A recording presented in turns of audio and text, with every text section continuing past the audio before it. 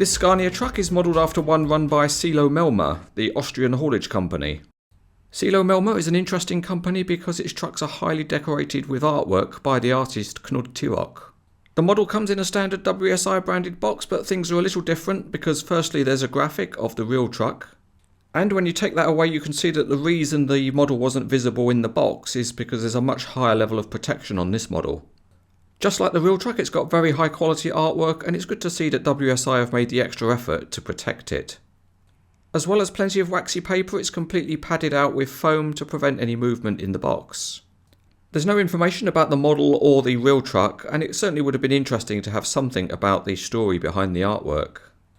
In the box there are only two parts to the model. There's the Scania tractor, and the other is the tipping bulk powder tanker. Because of the artwork and the detailing, the models need to be taken out of the box carefully so as not to damage them. The only other piece of unpacking to do is to remove a tyre from the rear access ladder.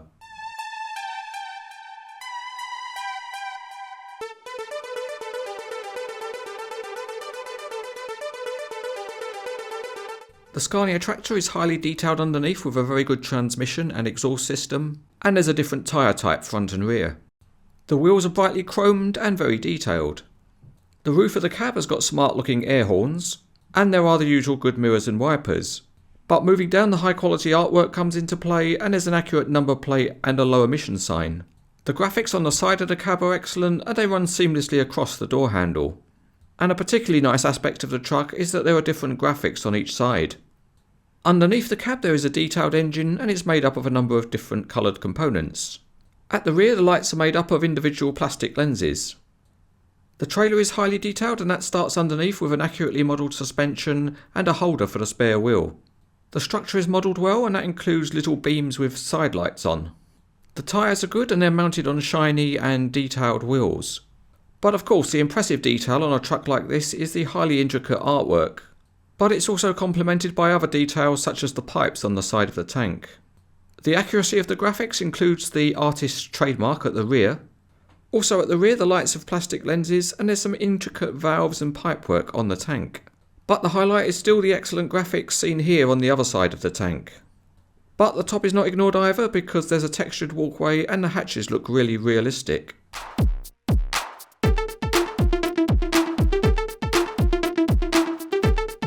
As part of the reviews on Cranes etc, each model gets rated and it can earn a badge of either recommended, highly recommended or outstanding. But if you want to see a more detailed rating, go over to see the review on the Cranes etc website, where each model gets a percentage score, and that's obtained by rating the model in 5 different categories.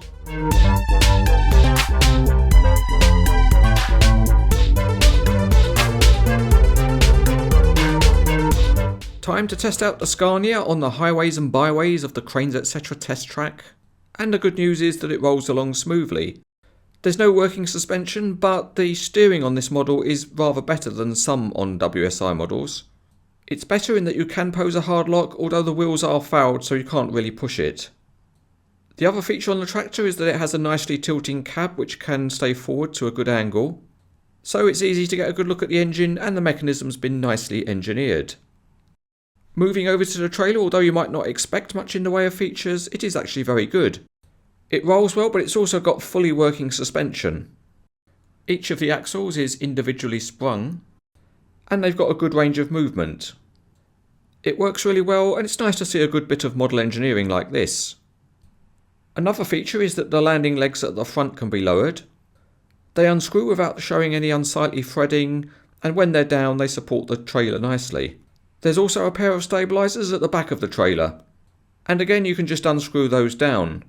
The purpose of these is to provide stability when the tanker is being tipped. So with that tip about what's tipped to come next, let's get on with the tipping. And the tanker smoothly opens up on a multi-stage cylinder which can hold any intermediate pose. Okay, having lowered the tanker from its rude pose, it's time to hook up the tractor and trailer.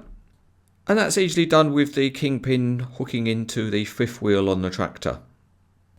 Just one more small feature to look at, and that is the little access ladder at the rear which can be lowered, and after somebody's climbed up on top you can raise it again. This is an excellent model from WSI. The detailing is very good, as are the various features on the trailer. The artwork is exceptional, and you'd almost want to stick it in a frame and put it on the wall. It's an outstanding model.